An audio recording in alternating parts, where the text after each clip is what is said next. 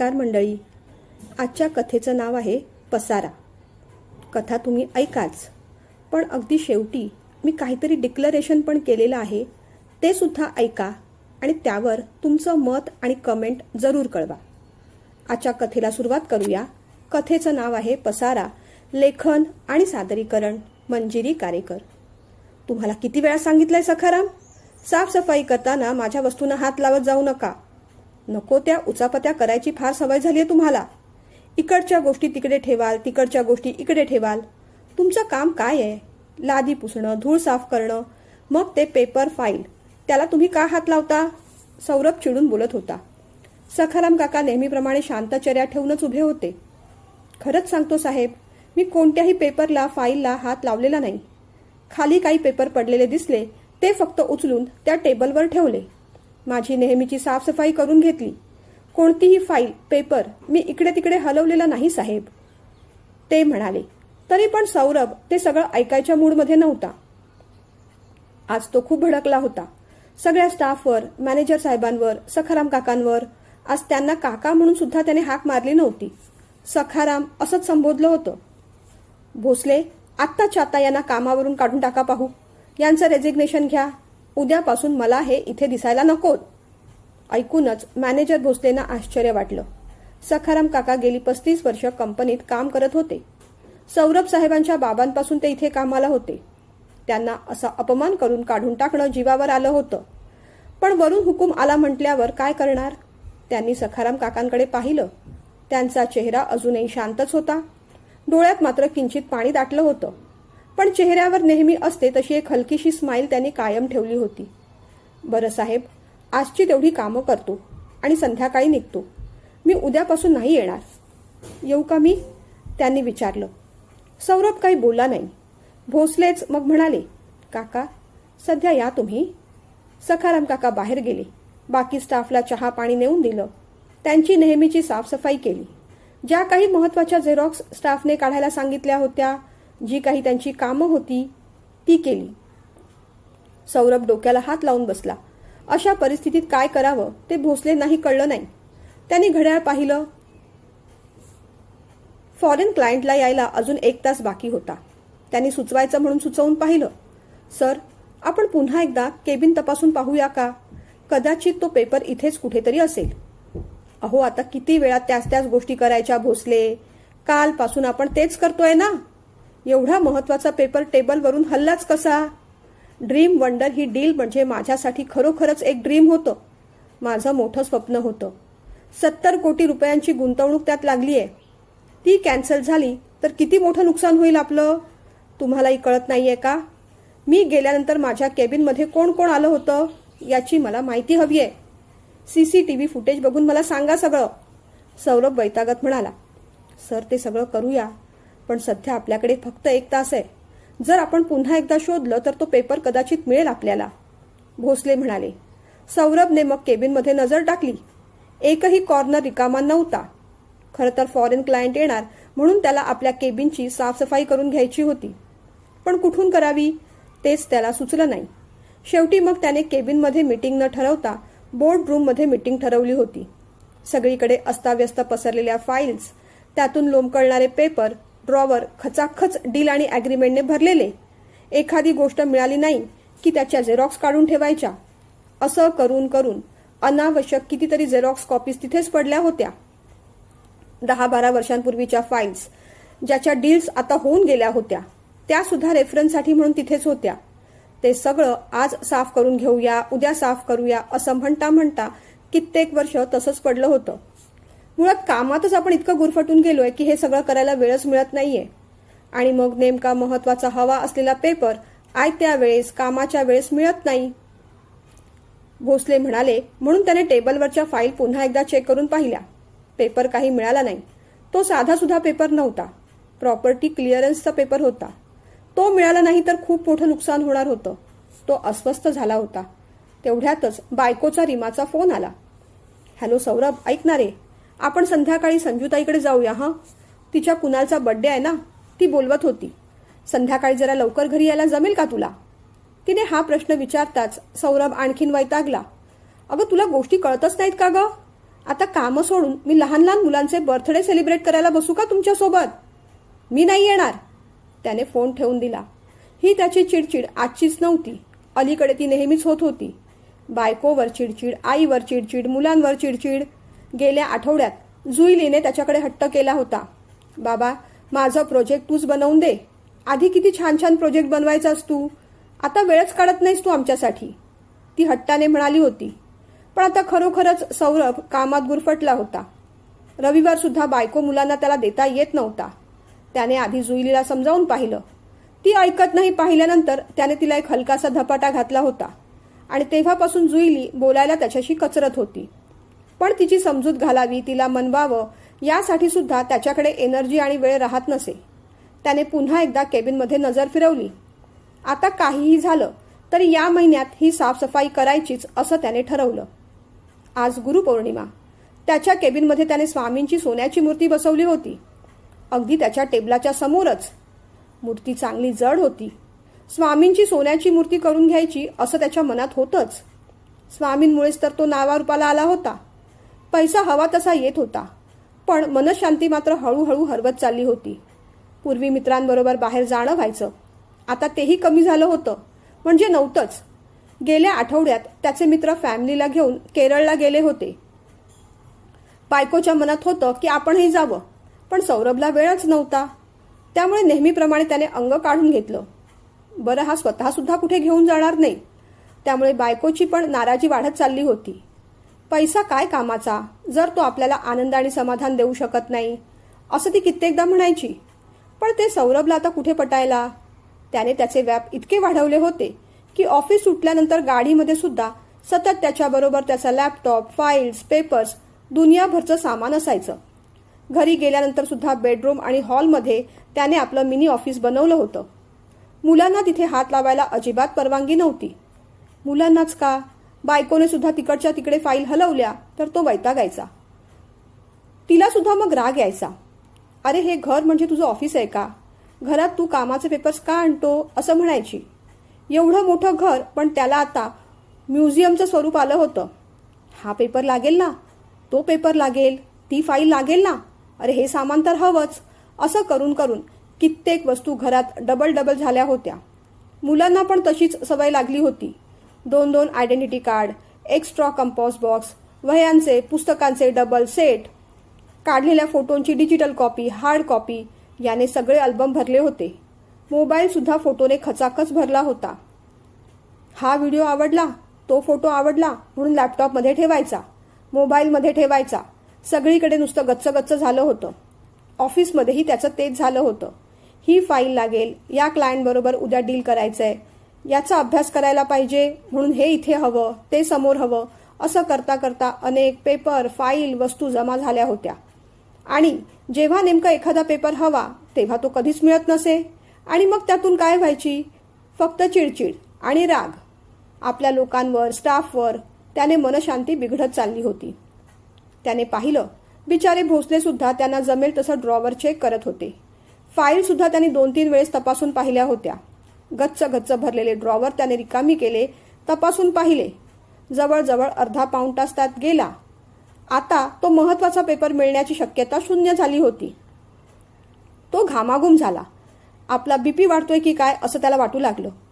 भोसले, जरा सखाराम काकांना थंडगार पाणी आणायला सांगा, म्हणत तो आधी खुर्चीवर बसला. भोसलेनी सखाराम काकांना हाक मारली. फ्रीजमधलं थंडगार पाणी घेऊन या काका असं म्हटलं. सखाराम काकांनी ट्रेमधून पाणी आणलं. त्यांची नजर इथे तिथे पसरलेल्या फाईल्सवर गेली. साहेबांच्या केबिनची अवस्था पाहून त्यांना फार फार वाईट वाटलं. त्यांना वाटायचं की हे सगळं स्वच्छ करून ठेवावं, पण साहेबांनाच आवडायचं नाही. अशा गच्च गच्च भरलेल्या वातावरणात मन शांत कसं राहणार? पण साहेबांना ते कधी पटायचं नाही. त्यांना वाटायचं हे सगळं महत्वाचं आहे. पण त्यांना ही गोष्ट कळतच नव्हती की खरोखरच या सगळ्या गोष्टींमध्ये त्यांची महत्वाची गोष्ट सुटली आहे, ती म्हणजे मनशांती आणि समाधान. पाणी पिऊन झाल्यानंतर सौरभ थोडा शांत झाला. एवी तेवी आता ही डील हातातून जाणारच होती. निदान आता आपले संबंध बिघडू नयेत म्हणून त्याने काकांना सॉरी म्हटलं. सॉरी सखाराम काका, मगाशी मी तुमच्यावर खूप भडकलो, पण तो पेपर खरंच खूप महत्वाचा होता हो. आता काय सांगू, किती मोठं नुकसान होईल. मगाशी रागाच्या भरात मी बोलून गेलो. पण रेजिग्नेशन वगैरे देऊ नका हं. माझं चुकलं जरा. मनाला लावून घेऊ नका. आता बघू, स्वामींच्या मनात होईल तसंच घडेल. भोसले, आता 5-10 मिनिटात ते क्लायंट येतील. त्यांना स्पष्टपणे सांगून टाकू की आमच्याकडून तो पेपर हरवलाय. तो पेपर पुन्हा बनवायला 20-25 दिवस जातील. त्यानंतर जर त्यांना डील करायची असेल तर करतील, नाहीतर ती डील मोडली असं समजूया. माझ्या मते 15-20 दिवस ते थांबणार नाहीत. आपण धरून चालू की ती डील आता मोडली. आता जे जसं असेल तसं असेल. तो वैतागून खाली बसला. साहेब, तुमच्यासाठी कॉफी किंवा चहा घेऊन येऊ का? सखाराम काकांनी विचारलं. नको काका, काही घ्यायचा आता मूडच नाही माझा, तो म्हणाला. बरं साहेब, एक विचारायचं होतं हो. स्वामींसाठी सोनचाफ्याची फुलं आणली आहेत. तेवढी त्यांच्या चरणी वाहू का? त्यांनी भीत विचारलं. मग सौरभ थोडा हसला. असं का म्हणताय काका? स्वामी जेवढे माझे तेवढे तुमचे. आज खरं तर गुरुपौर्णिमा. स्वामींची पूजा करायची होती, पाठ म्हणायचा होता. पण या सगळ्या कामात मनशांतीच बिघडून गेली आहे. निदान तुमच्या हाताने तरी स्वामींना फुलं वाहा. सखाराम काका पटकन बाहेर गेले. त्यांनी पटकन बाहेर ठेवलेली सोनचाफ्याची फुलं आणली, स्वामींच्या पायाशी ठेवली, वाकून नमस्कार केला आणि तेवढ्यात त्यांचं लक्ष स्वामींच्या खाली ठेवलेल्या आसनाकडे गेलं. त्या आसनाच्या खाली एक कसला तरी पेपर दिसला. त्यांनी तो पेपर काढला आणि त्यांना काहीतरी आठवलं. काही दिवसांपूर्वी तो पेपर साहेबांनीच स्वामींच्या पायाकडे ठेवला होता. डील मिळाली म्हणून आनंद झाला होता आणि म्हणूनच ते यश स्वामींच्या चरणी वाहावं यासाठी त्यांनी तो पेपर तिथेच ठेवून दिला होता आणि विसरले असणार. कदाचित हाच तो पेपर असेल असं त्यांना वाटलं. त्यांनी तो पेपर काढला, सरांसमोर धरला. साहेब, तुम्ही शोधताय तो हा तर पेपर नाही ना? सखाराम काकांनी विचारलं. सौरभने डोळे मिटले होते. त्याने डोळे उघडले. त्याला आश्चर्य वाटलं. डोळे अगदी मोठे झाले. काका, हा पेपर तुम्हाला कुठे मिळाला? त्याने घाईघाईने विचारलं. हे काय, स्वामींच्या पायाशीच. पाहूनच सौरभच्या डोळ्यातून अश्रुधारा वाहू लागल्या. त्याला आठवलं की त्या दिवशी डील मिळाली म्हणून तो पेपर त्यानेच स्वामींच्या पायाशी ठेवला होता. त्याने आधी स्वामींना नमस्कार केला. आपला सगळा इगो बाजूला ठेवून सखाराम काकांच्या पाया पडला. अरे अरे साहेब, असं काय करताय? काका पटकन बाजूला झाले. नाही काका, आज हा मान तुमचाही आहे. आज किती मोठं नुकसान होता राहिलं काय सांगू तुम्हाला. आज जे काही नुकसान टळलं ते फक्त तुमच्यामुळेच, तो म्हणाला. नाही साहेब, माझ्यामुळे काही घडलेलं नाही. जे काही घडलंय त्यात स्वामींची कृपा होती. माझ्यामुळे काहीही झालेलं नाही, काका म्हणाले. तसं असेलही, पण तुम्ही निमित्त मात्र तर झालात. खूप थँक्यू काका. भोसल्यांना पण आनंद झाला होता. बघा भोसले, पेपर मिळाला. चला, बोर्डरूममध्ये सगळी तयारी करा. काका, चहा पाण्याचं पहा. 15-20 मिनिटात ती लोक येतीलच. मीही फ्रेश होऊन आलो. त्यानंतर सौरभ तयारी करायला निघून गेला. मीटिंग झाली. कंपनीला 70 कोटीचा फायदाही झाला. स्टाफला इन्क्रीमेंट झालं. बोनस चांगला झाला. सौरभ खूप खुश झाला. सखाराम काकांसाठी काहीतरी चांगलं करावं असं त्याच्या मनात होतच. त्याने 50,000चा चेक एका एन्व्हलपमध्ये भरला आणि एके दिवशी त्याने काकांना आपल्या केबिनमध्ये बोलवलं. काका, त्या दिवशी तो पेपर तुम्हाला मिळाला नसता तर माझं वैयक्तिक सोडा, पण कंपनीचं सुद्धा खूप मोठं नुकसान झालं असतं. कंपनीची इमेज खराब झाली असती. फक्त तुमच्यामुळे हा पेपर मला मिळाला म्हणून माझ्याकडून ही अगदी छोटीशी भेट असं समजा. तो चेक पुढे करत सौरभ म्हणाला. काकांनी ते एन्व्हलप घेतलं, पाहिलं, ते हसले. परत साहेबांकडे ते एन्व्हलप सरकवून दिलं.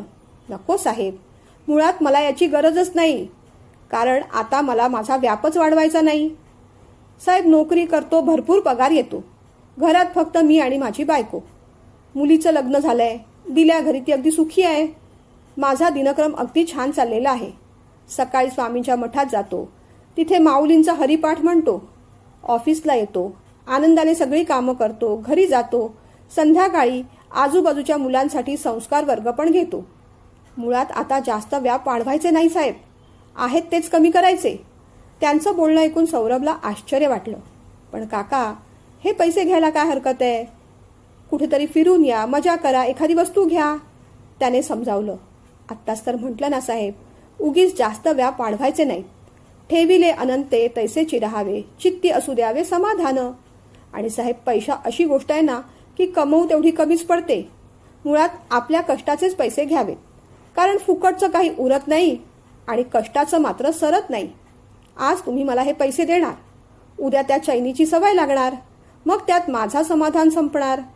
खूप पैसा असला, खूप वस्तू सुख सुविधा असल्या आणि समाधान नसलं तर काय हो उपयोग. राग मानू नका साहेब, खूप वर्षांपासून इथे नोकरी करतो म्हणून एक सुचवू का? काकांनी विचारलं. सांगा ना, तुम्हाला मी आपलेपणाने काका म्हणतो. चुकून त्या दिवशी काहीतरी बोलून गेलो असेन, त्यासाठी माफी पण मागतो. खरंच काही चुकत असेल तर जरूर सांगा, मोकळ्या मनाने सौरभ म्हणाला. साहेब, जोपर्यंत तुम्ही तुमच्या आजूबाजूच्या वातावरणाची साफसफाई करत नाही, नको असलेली अडगळ टाकून देत नाहीत, तोपर्यंत मनाची सुद्धा स्वच्छता होणार नाही.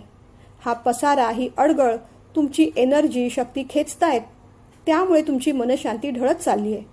अलीकडे ऑफिसमध्ये तुमची फार चिडचिड होते, तशी ती घरी सुद्धा होत असणार. तुमच्या स्टाफला तुमची गरज आहे, तसंच तुमच्या कुटुंबालाही तुमची गरज आहे. त्यांना तुमचा चांगला मूड आणि वेळ हवाय, तुमचा सहवास हवाय. पैसा काय साहेब, कमवता येतो, पण मुलांचं बालपण आणि तुमचे आनंदाचे दिवस ते परत कधीच येणार नाहीत. खरंच सांगतो साहेब, या बाहेरच्या पसाऱ्यामुळे मनातला पसारा वाढतोय. आता बघा ना, एखाद्या माणसाकडे एक गाडी असेल तर आपल्या गाडीला काही होऊ नये याचं त्याला एक टेन्शन आहे. त्याच्याकडे 5 गाड्या असतील तर ते टेन्शन 5 पटीने वाढलं की नाही. तेवढंच कशाला साहेब, आता तुमचंच उदाहरण देतो. ते पूर्वी साधी मातीची स्वामींची मूर्ती होती, ती बदलून आता तुम्ही सोन्याची आणली. मग त्याच्यासाठी काचेची पेटी बनवली. खरं सांगा साहेब, त्याच्यासाठी म्हणूनच कॅमेरा पण लावून घेतला की नाही. उद्या ही मूर्ती कुणी चोरली हा विचार मनात आला होता की नाही. आणि ते स्वाभाविक सुद्धा आहे. जितका व्याप आपण वाढवतो, जितक्या गोष्टी महाग करतो, वस्तूंचा, नात्यांचा, पैशाचा, सुख समृद्धीचा, तितकाच आपल्याला त्रास होत जातो आणि त्याच पटीने समाधानाने शांती कमी होत जाते. काकांचं बोलणं ऐकून सौरभ हसला. हो काका, यालाच आजकालच्या जगात मिनिमलिझम असं म्हणतात. खूप चॉईस असली की काय घेऊ काय निवडू कळत नाही. त्या निर्णयामध्ये खूप सारी शक्ती वाया जाते. माझंही तसंच झालंय. हे पण हवं ते पण ठेवायचं या नादात खूप साऱ्या वस्तू जमा केल्या आणि जेव्हा गरज पडली तेव्हा हवी ती वस्तू सापडली नाही तर त्याचा उपयोग काय. माझे डोळे उघडलेत काका तुम्ही. उद्यापासूनच आपण या केबिनची साफसफाई करायला सुरुवात करूया. घरी पण बायकोला मी तसंच सांगणार आहे. वस्तूंचा पसारा कमी झाला ना की आपोआपच मनातला पसारा सुद्धा कमी होईल, मन शांत होईल, याची मला आता खात्री वाटू लागली आहे. काका हसले. चहा आणू की कॉफी साहेब, काकांनी विचारलं. कॉफी आणा आणि माझ्या केबिनमध्ये असलेले ते 4-5 कप काढून टाका. उद्यापासून तिथे फक्त एकच कप ठेवा. अतिरिक्त गोष्टी आता नकोच. काका हसले. चालेल साहेब. बघा ना, रोज नको असलेली एखादी गोष्ट जरी काढून टाकली किंवा कुणाला देऊन टाकली तरी वर्षाअखेरीस 365 गोष्टी आपण काढू शकतो की नाही. आपल्याला नको ते इतर गरजूंना द्यावं. हसत हसतच काका बाहेर पडले. बरोबर आहे काका तुमचं. जसं वस्तूंचं तसं विचार आणि भावनांचंही. नको असलेला एखादा विचार, भावना रोजच्या रोज काढून टाकले तरी वर्षाअखेरीस 365 नेगेटिव्ह विचार आणि भावना आपण डोक्यातून आणि मनातून काढून टाकू शकतो. खरं बोललात काका. आता पसारा कुठेच नको. घरात, ऑफिसमध्ये, वातावरणात, अगदी मनात सुद्धा. त्याने मग स्वामींच्या मूर्तीकडे पाहिलं. आज स्वामींची मूर्ती जरा जास्तच हसरी वाटली. त्यांनाही अडगळ अडचण पसारा बहुतेक नकोच होता, वातावरणातला आणि मनातलाही. फक्त एकच शाल पांघरलेल्या स्वामींना तरी सोन्याच्या मूर्तीचा मोह कुठे होता. काय मंडळी, कशी वाटली गोष्ट. गोष्ट अगदी छोटीच होती, पण खूप काही सांगून गेली की नाही. सगळ्यात आधी तुम्हा सगळ्यांना गुरुपौर्णिमेच्या हार्दिक शुभेच्छा. पण आज नुसत्याच शुभेच्छा देणार नाही हा. शुभेच्छांबरोबरच आज मी तुम्हाला एक महत्त्वाची गोष्ट पण सांगणार आहे आणि त्याचबरोबर एक छानसं डिक्लेरेशन पण करणार आहे. आजची ही गोष्ट सांगायच्या मागे उद्देश गुरुपौर्णिमा हा तर होताच, पण आज गुरुपौर्णिमेच्या निमित्ताने आपणही आपल्या आजूबाजूचा पसारा आणि मनाचा पसारा आवरायला हवा, असा छोटासा संदेश मला द्यायचा आहे. तुम्ही म्हणाल, मग यासाठी सुरुवात कशी करायची. सांगते, सगळं सांगते. बऱ्याच दिवसांपासून खूप साऱ्या कमेंट येत आहेत की ताई तुम्हाला भेटायचंय. आपण एका शहरात तर राहत नाही की आपण सगळे एकदम भेटू शकू, पण त्यासाठी निश्चितच सोशल मीडिया आहे ना, त्याचा वापर करूया. तुम्हाला मला ऑनलाईन भेटायला आवडेल का? मला तरी निश्चितच आवडेल. पण नुसतं भेटून काय करायचं? आणि माझ्याबद्दल माहिती मिळवून आता काय करणार? माझी माहिती मिळवण्या इतपत मी एवढी कोणी मोठी व्यक्ती नाही. मग त्यापेक्षा आपण थोडंसं वैचारिक मंथन करूया का? एक छानसा विषय घेऊन त्यावर चर्चा करूया का? माझ्या मनात तरी तसंच आहे. विषयाचं नाव आहे चला पसारा आवरूया, घरातला आणि मनातला. तुम्ही मेरी कोंडा यांच्याबद्दल कधी ऐकलंय का? त्या जपानच्या सुप्रसिद्ध लेखिका आहेत. जगप्रसिद्ध कोनमारी पद्धत त्यांनी जगाला दिलेली एक सर्वोत्तम देणगी आहे. घर, ऑफिस, आजूबाजूचं वातावरण, वस्तू या सगळ्याची आवराआवर फक्त त्या वस्तूंपुरती मर्यादित नसते. ती मनाला उत्साह, ऊर्जा देत असते. मन शांत आणि समाधानी करत असते. ती आवरावर करण्याची प्रोसेस ही मानसिक आणि भावनात्मक असते. जेव्हा आपण आपल्या सभोवतालची जागा स्वच्छ करतो, आवरावर करतो, त्याचा थेट परिणाम आपल्या मेंदूवर, मानसिक आरोग्यावर, शारीरिक आरोग्यावर होत असतो. पण ती नेमकी पद्धत काय आहे आणि त्याचा आपल्या मेंदूवर, मनावर, शरीरावर कसा परिणाम होतो, या पद्धतीचा आपण सखोल अभ्यास करणार आहोत. वस्तू कशा आवरायच्या, घरातली ऑफिसमधली साफसफाई कशी करायची, अडगळीचा आपल्या मनावर, आपल्या भावनांवर, विचारांवर, नातेसंबंधांवर, ओव्हरऑल आपल्या आयुष्यावर कसा नेगेटिव्ह परिणाम होतो, त्याबद्दल माहिती मिळवणार आहोत. त्याचबरोबरीने आपल्या मनात असलेल्या निगेटिव्ह भावनांची साफसफाई कशी करायची हे सुद्धा पाहणार आहोत. त्या संबंधित मी एक वर्कशॉप घेऊन येणार आहे. तुम्हाला ते अटेंड करायला आवडेल का?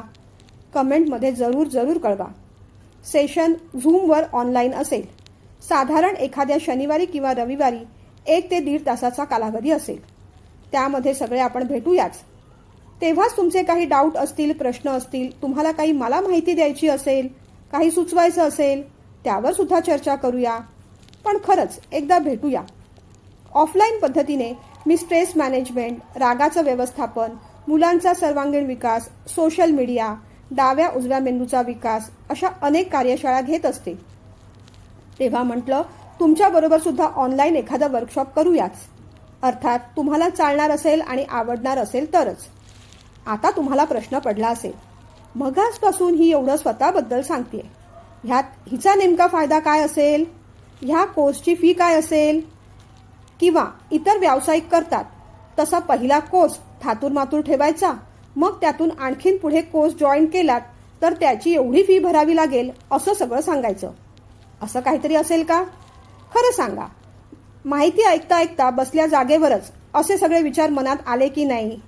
अहो, मानवी मन आहे, सगळी कॅल्क्युलेशन ते बसल्या जागी करणारच. आणि मला मनातलं ओळखता येतं बरं. आणि आता असं मी म्हटल्यावर एक छोटीशी स्माईल पण तुमच्या चेहऱ्यावर आली पहा, बरोबर ना? मग ती स्माईल तशीच कायम ठेवा. कारण अगदी नम्रपणे सांगते, हे सेमिनार अगदी फ्री आहे. कदाचित जी माहिती मी तुम्हाला देणार आहे ती माहिती बाहेर कुठे मिळवायला गेलात तर अगदी हजारोंनी पैसे मोजावे लागतील. तेवढ्या तळमळीने कुणी सांगू शकेल की नाही हे सुद्धा डाऊटफुल आहे.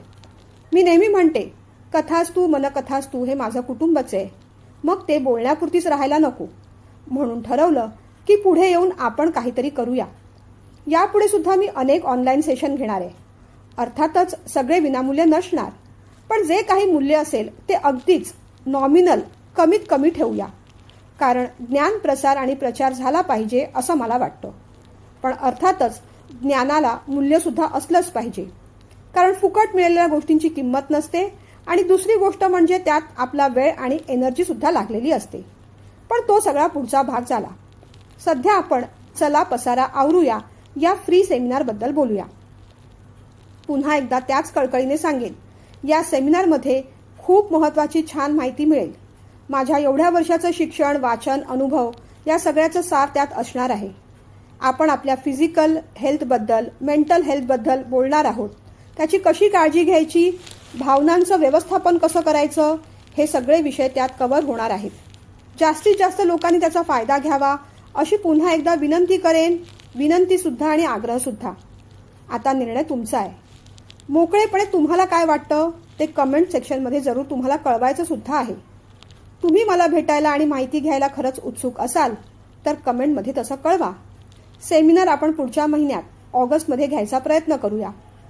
ज्यांना कमेंट सेक्शनमध्ये माहिती विचारायची नसेल त्यांच्यासाठी कमेंट सेक्शनमध्ये माझा पर्सनल ईमेल ID सुद्धा देते, त्यांनी तिथे कॉन्टॅक्ट करा. योग असेल तर स्वामींच्या कृपेने जरूर भेटूयाच. आजकाल आपण पाहतोय सगळीकडे काय वातावरण चाललेलं आहे. सगळीकडे स्ट्रेस, अशांती आहे. विद्यार्थ्यांचे हाल आपण पाहतोय. अनेक विद्यार्थी आत्महत्या करतायत. पण मला खरं सांगा, कोणतीही परीक्षा, कोणताही स्ट्रेस आयुष्याच्या परीक्षेपेक्षा महत्त्वाचा असतो का हो? त्या बिचाऱ्या मुलांनी कोणत्या प्रेशरमध्ये आणि का जीव दिला? परीक्षेचं काय? त्या रद्द होतात, पुन्हा घेतल्या जातात. चालणारा भ्रष्टाचार चालतो. सगळ्या गोष्टी आहेत. पण आपलं आयुष्य तेवढं स्वस्त नाही ना. मग आपण आपल्या आजूबाजूच्या मुलांची, समाजाची काळजी घ्यायला नको का? तेव्हा त्या एका कारणासाठी तरी नक्की भेटूया. बाकी तोपर्यंत कथा कशी वाटली जरूर कळवा. इतर कोणत्या विषयांवर चर्चा करायची असेल तर त्याबाबत सुद्धा कळवा. मोकळं व्हा, व्यक्त व्हा. आणखीन काय बोलू? कमेंटमध्ये तुम्हालाच बोलायचंय आता. चला, पुढची कथा घेऊन लवकर भेटूया. तोपर्यंत तुम्ही तुमचं काम करत राहा. लाईक, शेअर, कमेंट करा. आणि प्लीज ज्यांनी सबस्क्राईब केलं नसेल त्यांनी सबस्क्राईब सुद्धा करा. आपण 1000च्या अगदी जवळ आहोत. लवकरात लवकर 1000चा टप्पा पण गाठूया. काळजी घ्या.